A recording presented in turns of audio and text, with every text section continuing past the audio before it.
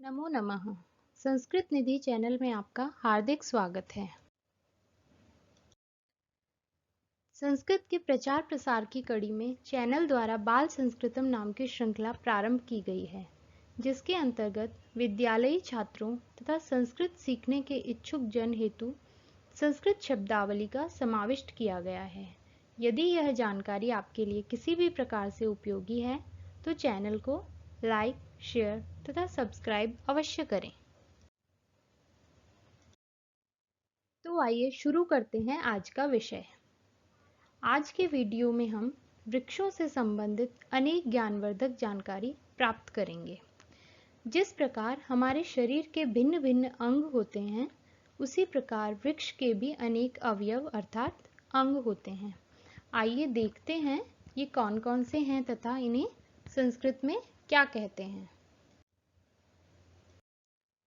वृक्षस्य विभिन्न अवयवाः।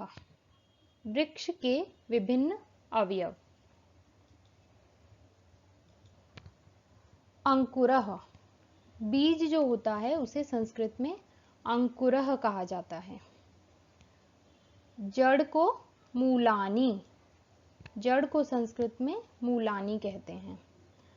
तने को संस्कृत में प्रकांडः अथवा स्थाणु, दोनों ही शब्दों का प्रयोग किया जा सकता है, प्रकांड अथवा स्थाणु। वा का अर्थ संस्कृत में तथा या अथवा के लिए होता है। फल को संस्कृत में फलानी कहते हैं। शाखा, जिसे अंग्रेजी में ब्रांच कहा जाता है, उसे संस्कृत में शाखा कहते हैं। पत्तों को संस्कृत में पत्राणी कहा जाता है। फूल को संस्कृत में पुष्पाणी कहते हैं।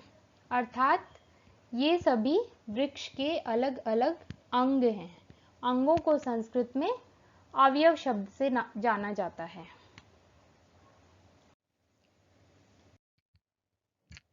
वृक्ष के अतिरिक्त जो छोटा पौधा होता है उसे संस्कृत में पादपः कहा जाता है, अर्थात जो पैरों से पीता है। हम जल या जो भी कुछ पौधे में डालते हैं वो अपनी जड़ों से ग्रहण करता है, तो उसकी जड़ों को पैर माना जाता है। तो जो पैरों से पीता है उसे पादप कहते हैं। तो संस्कृत में जब हम इसे बोलेंगे तो पादपः। और जो लताएं होती है जो किसी का सहारा लेकर बढ़ती हैं, उन्हें लता या वल्लरी के नाम से जाना जाता है। जो बेल होती है उसे लता अथवा वल्लरी कहते हैं। विभिन्न वृक्षों को संस्कृत में किस नाम से जाना जाता है, आइए देखते हैं।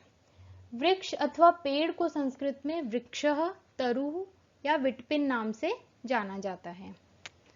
और आम का जो वृक्ष होता है उसे कहते हैं आम्र वृक्षः।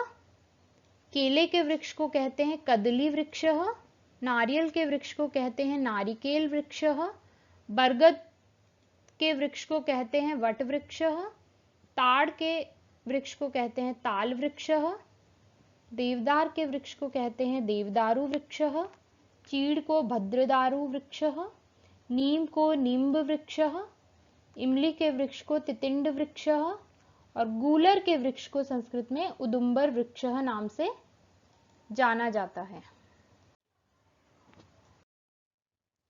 अब वृक्षों से हमें अनेक प्रकार के फूल भी मिलते हैं, तो उन फूलों को संस्कृत में क्या कहते हैं।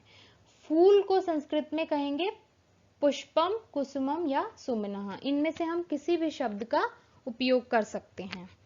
अब भिन्न भिन्न पुष्पों के भी संस्कृत में भिन्न भिन्न नाम हैं, तो आइए देखते हैं वो कौन से हैं। गुलाब का जो फूल होता है उसे कहते हैं पाटलम। चंपा को चंपकः। चमेली को मालती। जूही को यूथिका। पलाश को किंशुकः। गुलबहार को भृंगराजः। गेंदा का जो फूल होता है उसे कहते हैं सेवंतिका। कमल के फूल को कहते हैं उत्पलम। वृक्षों से अनेक प्रकार के फल भी प्राप्त होते हैं, उन्हें संस्कृत में किस नाम से जाना जाता है। फल को संस्कृत में फलम कहा जाता है।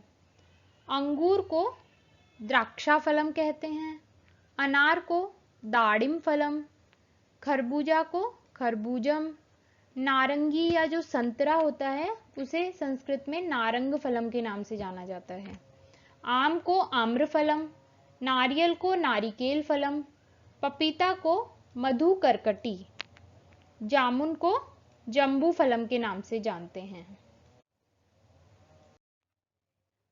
अब हम जो वृक्षों से हमें क्या क्या वस्तुएं प्राप्त होती है उन्हें संस्कृत में क्या कहते हैं ये जानेंगे।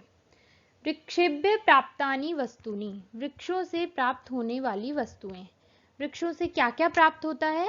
भोजन, भोजन को संस्कृत में कहेंगे भोजनम, भोजनम। अब भोजन के अंतर्गत क्या क्या आएगा?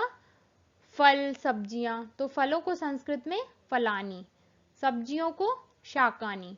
ये इनके बहुवचन रूप हैं, फलानी और शाकानी। फल को कहते हैं फलम, सब्जियों को कहते हैं शाकम। तो जब इनका बहुवचन रूप बनाएंगे तो ये फलानी और शाकानी बनेगा। इसके पश्चात कागज, कागज को कहते हैं कागदह कर्गजह वा। कपास को संस्कृत में कहते हैं करपासह। प्राणवायु, जो ऑक्सीजन हमें पेड़ों से मिलती है उसको कहते हैं प्राणवायु। छाया, वृक्षों से अनेक पशु तथा पक्षियों को आश्रय मिलता है, वे उस पेड़ की छाया में अपना घोंसला बनाते हैं, रहते हैं, तो उन्हें उनसे छाया प्राप्त होती है, तो उस छाया को हम संस्कृत में बोलते हैं संश्रयः। दवाइयाँ, वृक्षों से हमें अनेक प्रकार की दवाइयाँ भी प्राप्त होती है जिसे संस्कृत में कहा जाता है औषधयः। औषधयः भी बहुवचन रूप है, औषधि उसका मूल शब्द है। गोंद, वृक्षों के जो तना होता है उससे एक गोंद निकलता है, उसे संस्कृत में वृक्ष निर्यासः कहते हैं। वृक्षों से हमें अनेक कार्यों के लिए लकड़ी प्राप्त होती है जिसका उपयोग हम ईंधन आदि के लिए करते हैं, कोई वस्तु बनाने के लिए करते हैं, तो उस लकड़ी को हम संस्कृत में कहते हैं काष्टम। विभिन्न वृक्षों से हमें तेल भी प्राप्त होता है, नारियल का तेल, तिल का तेल, आंवले का तेल, तो उस तेल को हम संस्कृत में तैलम कहते हैं। आशा है यह जानकारी आपके लिए उपयोगी सिद्ध होगी। अगर आप भी इस श्रृंखला में किसी विशेष विषय के संबंध में जानकारी चाहते हैं तो कमेंट सेक्शन में कमेंट करके अवश्य बताइए। धन्यवाद।